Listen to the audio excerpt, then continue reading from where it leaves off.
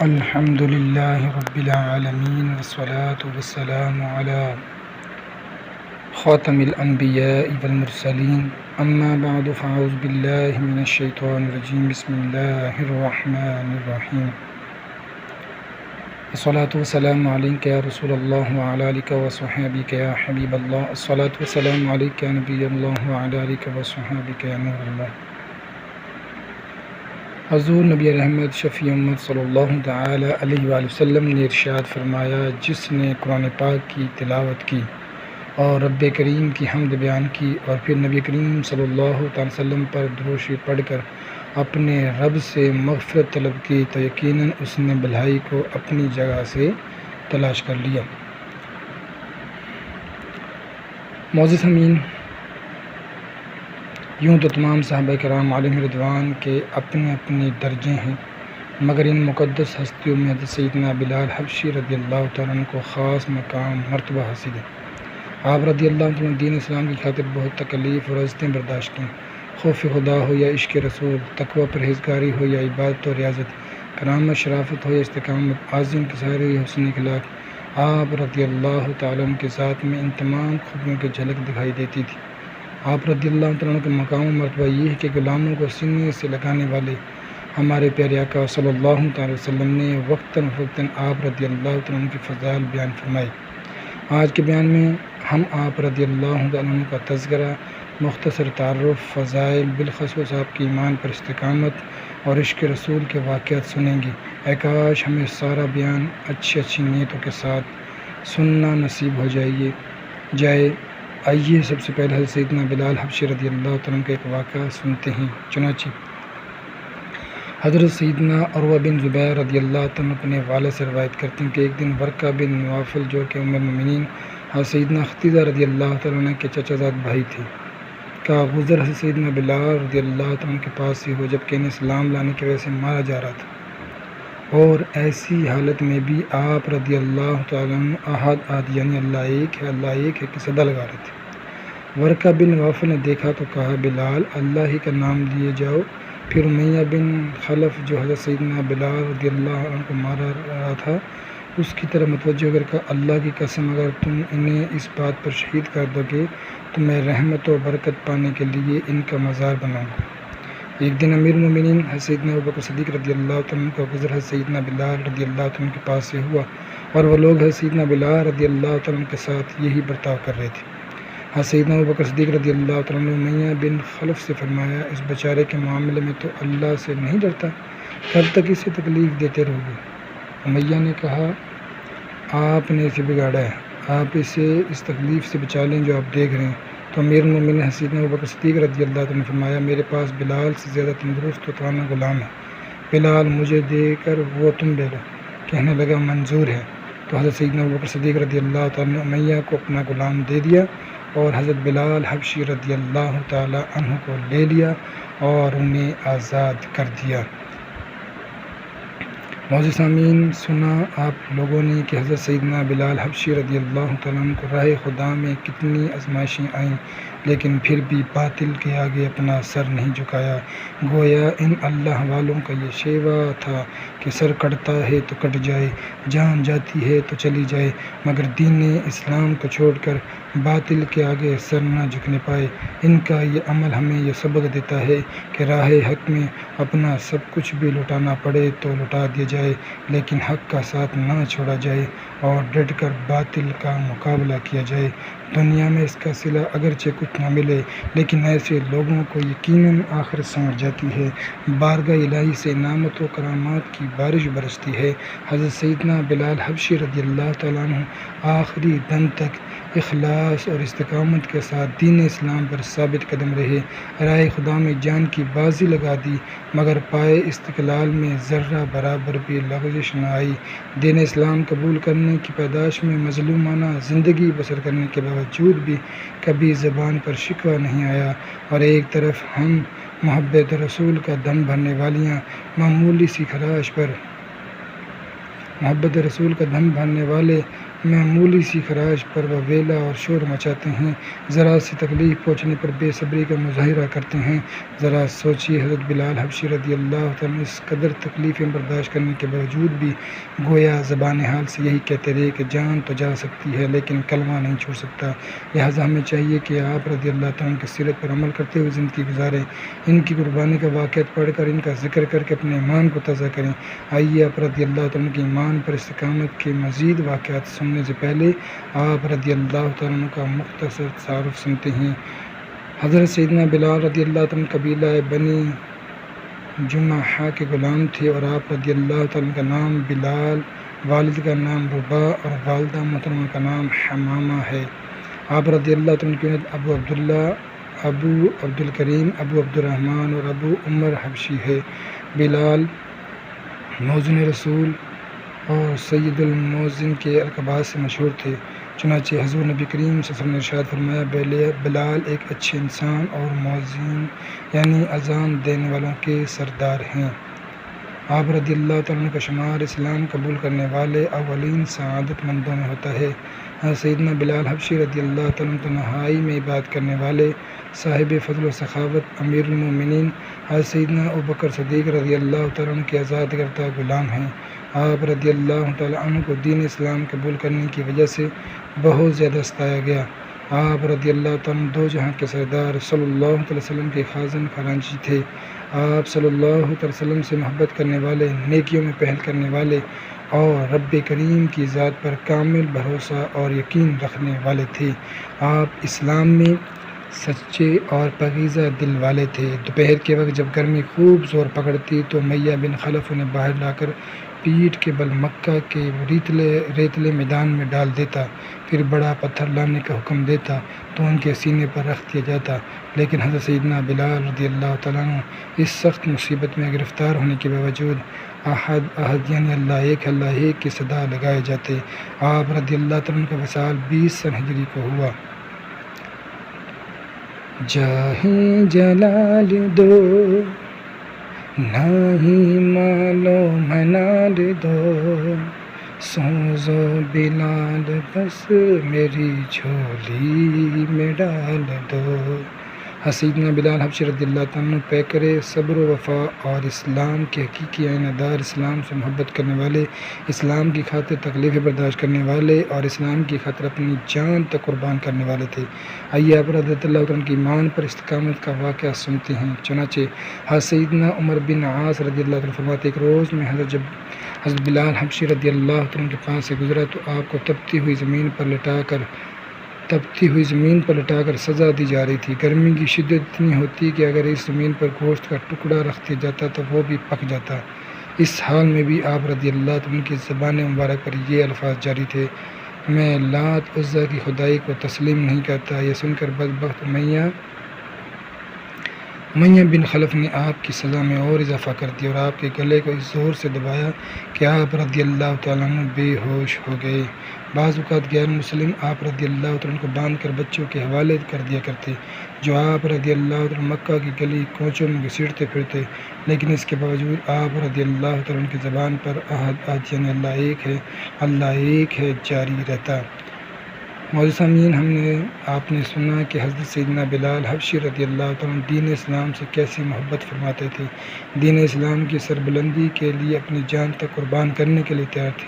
آپ رضی اللہ تعالیٰ عنہ کی زندگی کا مقصد اصلی یہی تھا۔ آپ رضی اللہ تعالیٰ عنہ اپنے کردار سے رہتی دنیا تک مسلمانوں کو یہ بتا دیا کہ ایک مسلمان کو دین اسلام اور اپنے آقا صلی اللہ علیہ وسلم سے کیسی محبت ہونی چاہیے۔ آپ رضی اللہ عنہ نے اپنی خواہشات، مال و اسباب، اولاد و اقارب، حتیٰ کہ اپنی جان سے بھی بڑھ کر اللہ کریم اور اس کے حبیب صلی اللہ علیہ وسلم سے محبت کی اور اس محبت کو ہمیشہ اپنے دل میں بسائے رکھا۔ نتیجتاً آپ رضی اللہ تعالیٰ عنہ کے عمل سے خوشی ہو کر رسول خدا صلی اللہ علیہ وسلم نے کئی مواقع پر آپ رضی اللہ تعالیٰ عنہ کی تعریف و توصیف فرمائی اور جنت میں اپنے غلاموں کے قدموں کی آواز کو بھی سماعت فرمایا۔ معراج کی رات جنت کی سیر کے دوران نبی کریم صلی اللہ علیہ وسلم جنت میں کسی کے قدموں کی آواز سماعت فرمائی، جس کے بارے میں آپ صلی اللہ علیہ وسلم کو بتایا گیا کہ حضرت بلال کے قدموں کی آواز ہے۔ سبحان اللہ، قربان جائیے حضرت سیدنا بلال حبشی رضی اللہ تعالیٰ عنہ کی شان پر۔ پیارے آقا مدینے والے مصطفیٰ صلی اللہ علیہ وسلم اپنے غلاموں کے قدموں کی آہٹ جنت میں سماعت فرما رہے ہیں۔ آپ رضی اللہ تعالیٰ عنہ کی یہ مقام و مرتبہ کس عمل کے سبب حاصل ہوا، آئیے سنتے ہیں۔ حضرت سیدنا بریدہ رضی اللہ تعالیٰ عنہ سے روایت ہے کہ ایک صبح نبی کریم صلی اللہ علیہ وسلم بیدار ہوئے تو حضرت سیدنا بلال حبشی رضی اللہ تعالیٰ عنہ سے فرمایا، اے بلال، کون سی چیز تمہیں مجھ سے پہلے جنت میں لے جائے گی؟ آج شب میں جنت میں داخل ہوا تو میں نے اپنے آگے تمہارے قدموں کی آواز سنی تو حضرت سیدنا بلال رضی اللہ تعالیٰ عنہ نے عرض کی، یا رسول اللہ صلی اللہ علیہ وسلم، میں وضو کرنے کے بعد ہمیشہ 2 رکعتیں پڑھ کر اذان دیتا ہوں اور جب بے وضو ہو جاتا ہوں تو فوراً وضو کر لیتا ہوں۔ تو رحمت عالم صلی اللہ علیہ وسلم نے فرمایا، اچھا یہی وجہ ہے۔ آپ نے کہ سیدنا بلال حبشی رضی اللہ تعالیٰ عنہ کو نفل نماز کا کیسا جذبہ تھا۔ جب بھی وضو کرتے 2 رکعت نماز تحیۃ الوضو عطا فرماتے، اور ایک طرف ہم اپنے کردار کی طرف نگاہ دوڑائیں تو ہمارا حال یہ ہے کہ نوافل کے ساتھ فرائض و واجبات سے بھی عورت گردانی کرتی نظر آتی ہیں، سہیلیوں کے ساتھ فضول باتوں میں گھنٹوں ضائع کر دیتے ہیں، لیکن نماز کے لیے ٹائم نہیں۔ شادی کی دعوت میں 2 گھنٹے پہلے پہنچ جاتے ہیں، لیکن نماز کے لیے پہلے سے تیاری کرنے کا وقت نہیں۔ اپنی زندگی کے مقصد کو بھول کر شب و روز حقوق اللہ کی پامالی میں بسر کر رہے ہیں۔ یاد رکھیے، نماز حقوق اللہ میں سے انتہائی اہم فریضہ ہے۔ نماز ضائع کرنے والوں کو قبر و حشر میں دردناک عذابات کا سامنا کرنا پڑے گا۔ بروز قیامت گناہ گاروں کی شفاعت فرمانے والے آقا صلی اللہ تعالی وسلم نے ارشاد فرمایا، قیامت کے دن سب سے پہلے نماز چھوڑنے والوں کے چہرے سیاہ ہوں گے، اور بے شک جہنم ایک وادی ہے جسے لم کہا جاتا ہے، اس میں سانپ ہے اور ہر سانپ اونٹ جتنا ہے، اس کی لمبائی 1 مہینے کی مسافت جتنی ہے۔ جب وہ بے نمازی کو ڈسے گا تو اس کا زہر 70 سال تک اس کے جسم میں جوش مارتا رہے گا، پھر اس کا گوشت گل کر ہڈی سے الگ ہو جائے گا۔ خوف خدا سے لرز جائیے، خواب غفلت سے بیدار ہو جائیے اور آج سے ہی نمازوں کی پابندی شروع کر دیجیے۔ صرف 5 نمازیں ادا کرنے کا معمول بنائیے، بلکہ تحیۃ الوضو اور دیگر نوافل کی بھی پابندی کرنے کی نیت کر لیجیے۔ آئیے نفل نمازوں کی پابندی کا ذہن بنانے کے لیے فرمان مصطفیٰ سنتے ہیں۔ ارشاد فرمایا، جس نے 2 رکعت نفل ادا کیے جن میں اپنے دل سے کچھ بات نہ کی تو اس کے پچھلے گناہ بخش دیے جائیں گے۔ ارشاد فرمایا، جو شخص احسن طریقے سے وضو کرے اور 2 رکعتیں قلبی توجہ سے ادا کرے تو اس کے لیے جنت واجب ہو جائے گی۔ ارشاد فرمایا، جس نے احسن طریقے سے وضو کیا، پھر اٹھ کر 2 یا 4 رکعتیں پڑھیں اور ان کے رکوع سجود خشوع کے ساتھ ادا کیے، پھر اللہ کریم سے مغفرت طلب کی تو رب کریم اس کی مغفرت فرما دے گا۔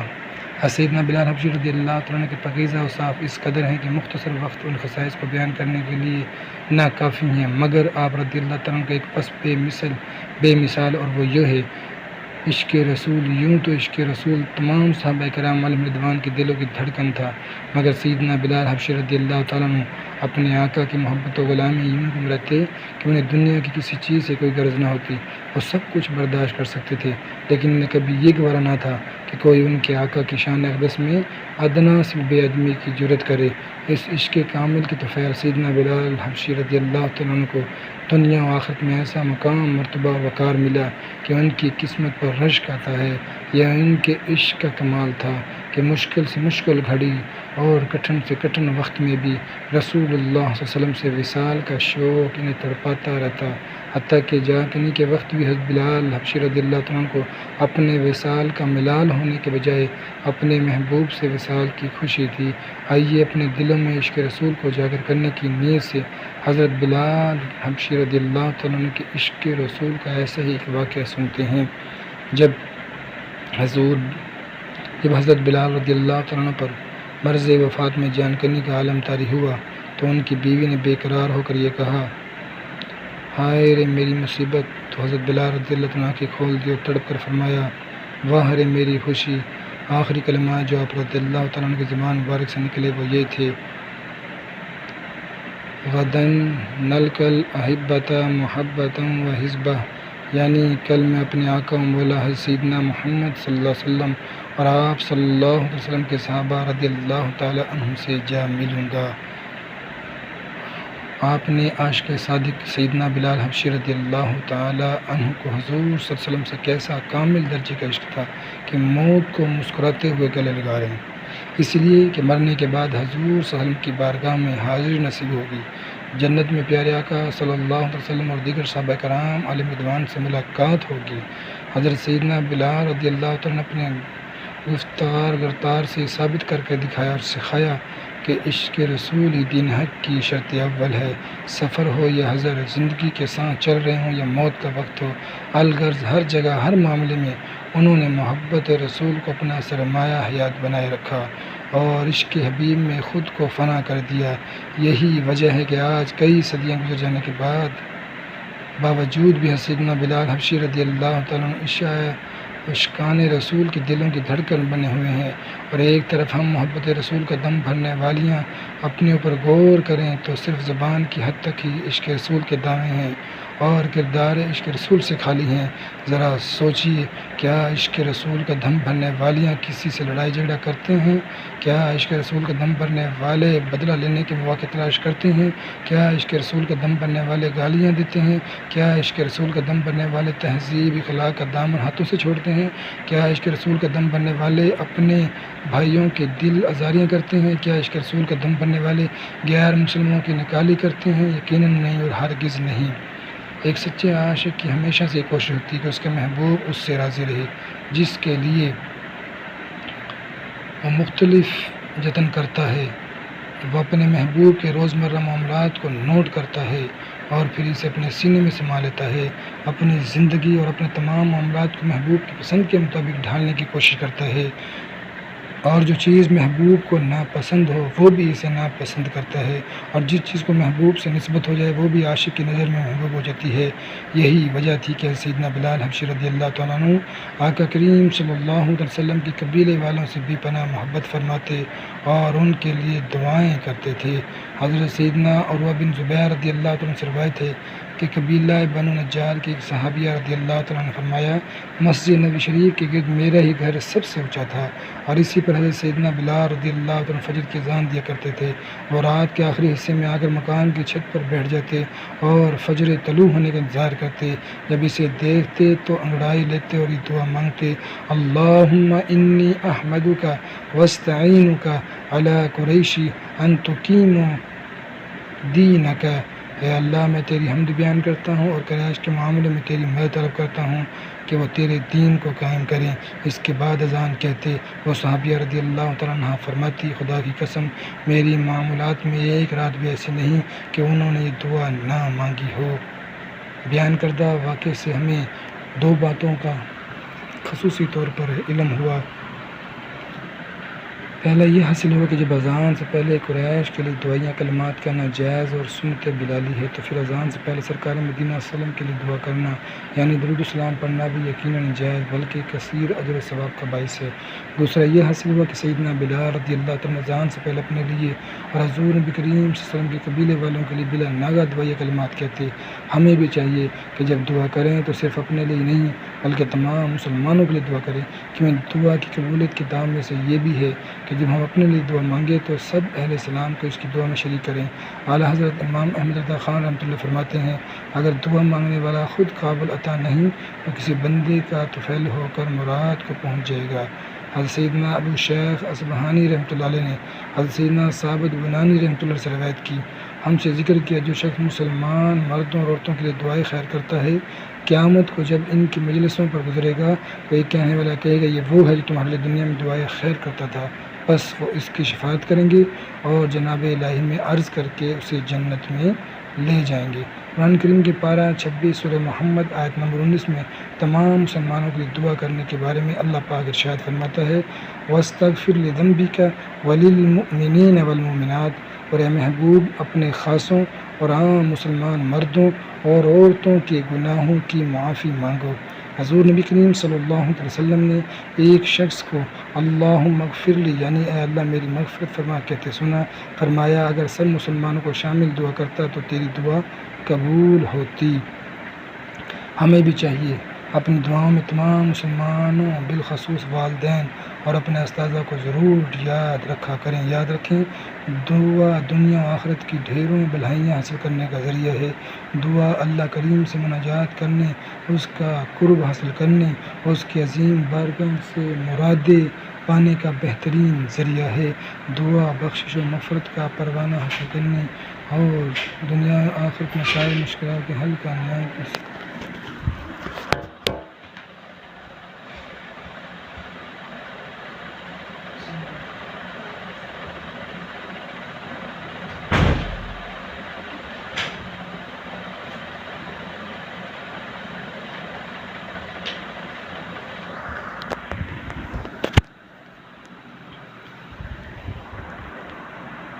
دعا گنہگار بندوں کے حق میں اللہ کریم کی طرف سے ایک بہت بڑی نعمت سعادت ہے۔